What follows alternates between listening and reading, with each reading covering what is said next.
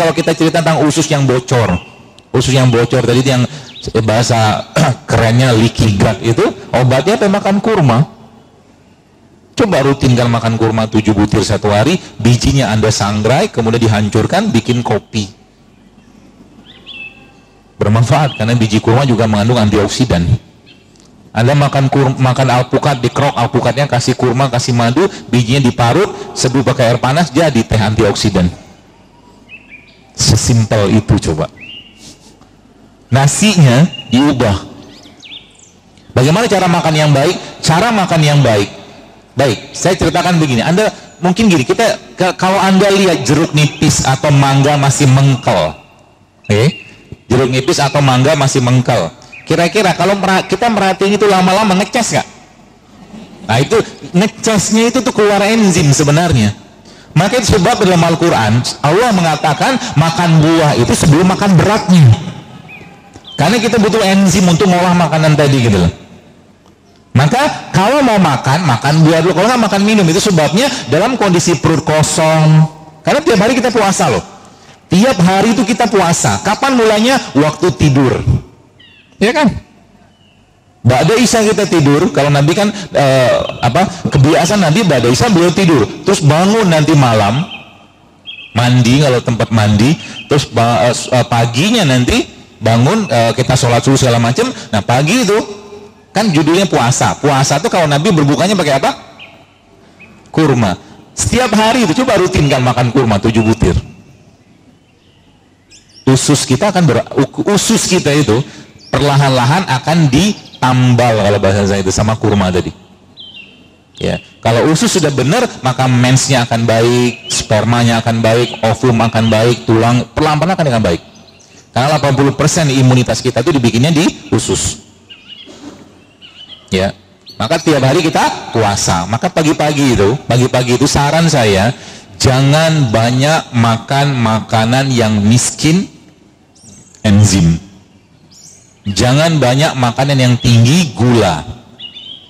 Jangan makan makanan yang ada minyaknya. Jangan makan makanan yang ada mengandung tepung pagi-pagi. Siap? Insya Allah berat. Katanya mau hidup sehat. Jadi pagi-pagi makannya apa? Kalau ada kurma, kalau nggak ada kurma ya makan buah. Ya, Anda makan buah, makan kurma, kemudian ambil jahe, ya, ambil jahenya Anda geprek, kasih air panas, minum. 1-2 sendok makan madu sama 1 sendok makan zaitun cukup sampai siang. Percaya saya. Ya, pagi-pagi makan nasi goreng, aduh jangan deh. Makan nasi goreng tuh malam-malam saat tidur.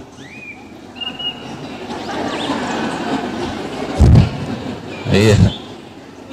Waktu kita lagi tidur, nah, kalau sempat makanlah, kalau enggak tidur aja lah, nggak usah makan. Gitu ya. Atau kalau enggak, gennya kita ini, ya, atau pencernaan kita ini, secara umum tubuh kita itu dia bahan bakunya namanya asam amino, ya, asam amino. Jadi coba tiap hari itu pikir apa asam amino yang saya bisa asup untuk badan saya. Contoh asam amino yang paling baik apa? Madu. Madu itu mengandung asam amino yang terbaik. Ya, kita tidak bahas penyakit karena penyakit itu sebenarnya bisa diobati kalau tubuhnya benar. Dia akan meresetting sendiri memperbaiki dirinya sendiri.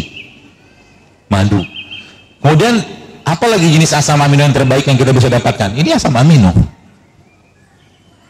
Jadi kalau Anda makan kurma, makan madu, kalau saya membahasakannya itu bukan perbaikan gizi tapi perbaikan gen. Gitulah.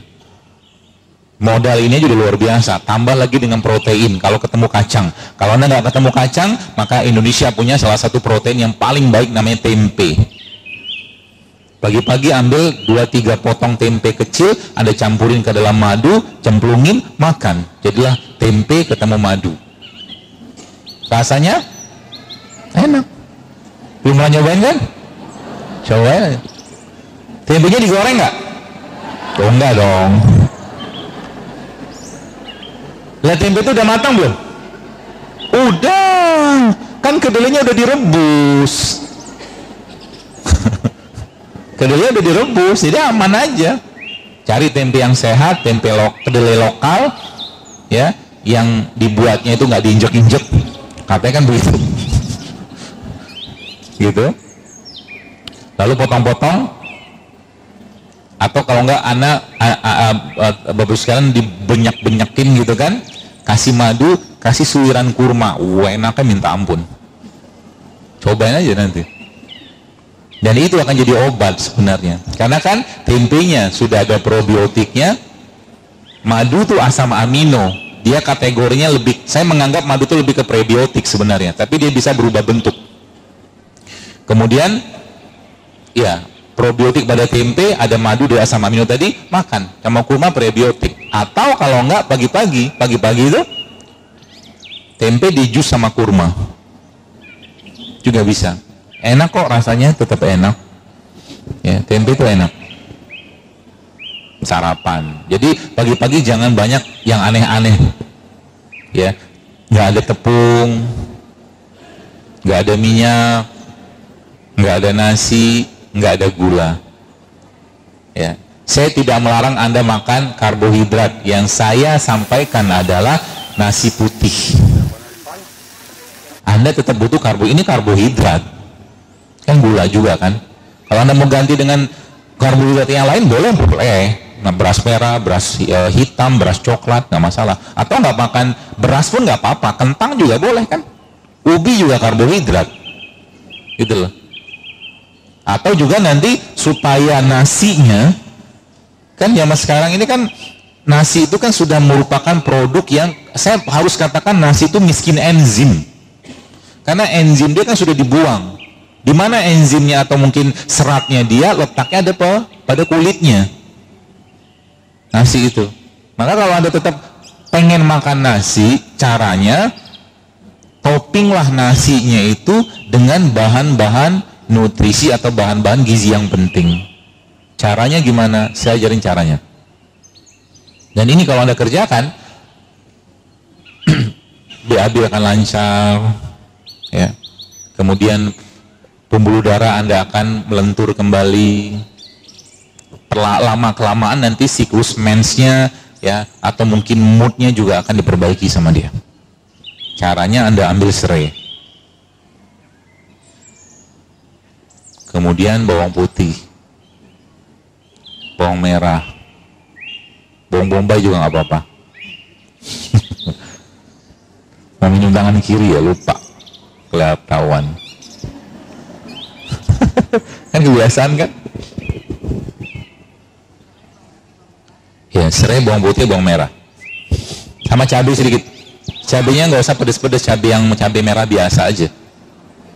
Lalu itu Anda tumis api kecil aja. Jadi cabai, bawang merah, bawang putih tadi diiris kecil-kecil, ya. Serainya juga diiris kecil-kecil, ditumis pakai api kecil. Ya. Numisnya pakai apa? Yang jelas nggak pakai minyak sawit. Kalau Anda ketemu dengan coconut oil yang buat cooking atau minyak kelapa, pakai minyak kelapa. Kalau nggak ada itu bisa pakai minyak zaitun. Minyak zaitunnya yang extra virgin. Jelas di sini ya? Ditumis pakai itu sebentar dengan api kecil untuk buat aromanya aja. Jadi lemaknya Anda numis itu bukan lemak yang buruk. Oke, nanti tambah lada hitam, tambah garam segala macam, pokoknya bumbu sesuaikan aja. Nanti nasi putihnya, kalau memang masih pakai nasi putih, campurin ke situ. Oke, campurin ke itu tadi itu, yang apa bumbunya tadi itu. Ya, kasih garam segala macam. Lalu nanti nasinya, kalau saya biasanya saya tambahkan sedikit dengan kismis kalau ada. Setelah diaduk-aduk itu, tambahkan sedikit dengan kismis atau kasih suiran kurma. Atau kalau nggak sedikit kasih kacang almond, kacang mete, gitu kan. Kalau nggak ada apapun yang tadi tambahan dia tadi, cukup yang tadi aja. Modalnya nggak mahal-mahal banget. itu bisa mengubah nasinya berubah menjadi nasi yang penuh dengan enzim. Karena kan kita masih pengen makan nasi kan, ya. Padahal kalau seandainya kita bisa mau kurangi aja nasi itu, efeknya luar biasa ke badan, nasi putih sih ya. Gitu. Makannya sama apa? Tempe. Tempenya mentah, gak usah digoreng. Tempe mentah itu tempe matang sebenarnya kan. Kemudian Anda tempenya itu sebelumnya Anda bikin sambal dulu. Sambalnya isinya bawang putih, cabai sama kurma. Apa tadi? Bawang putih, cabai rawit sama kurma. Kasih garam sedikit, ulek. Mau kasih tomat nggak apa-apa.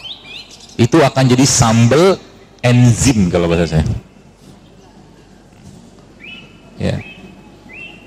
Nanti tempenya udah kebayangkan tempenya kan? Nah, tempenya itu Anda penyetin ke sambal tadi. Lalu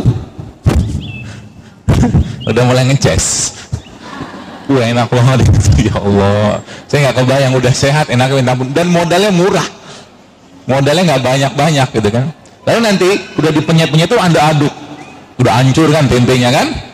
Lalu dia kan ada pedesnya, ada ketemu manisnya, karena kurma tadi. Yang kalau nggak suka pedes-pedes banget, nggak usah pedes-pedes. Tempe yang Anda penyet-penyet tadi, itu Anda campurkan ke nasi tadi. Diaduk. Di situ nanti akan ada rasa, pedesnya ada, manisnya ada probiotik, ada prebiotik, ada enzim, ada mineral, komplit semua di situ. Dan nggak ada minyak kan? Bagus lagi kalau seandainya nasinya Anda pakai beras coklat. Kalau ada brown rice, dulu bagus lagi. Kalau nggak ada ya beras merah nggak apa-apa.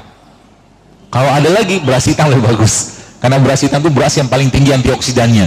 Zaman dulu, katanya saya baca di kisah-kisah kuno gitu, itu beras hitam itu yang makan tuh raja-raja. Ya. Kalau dari semua beras tadi itu saya yang paling suka beras coklat. Ya. Atau kalau kita beras putih biasa, ya, yang pecah kulit, digilingnya nggak terlalu banyak. Cuma masalah zaman sekarang beras putih atau nasi, ya beras lah secara umum, sebagian besar kan sudah disemprot.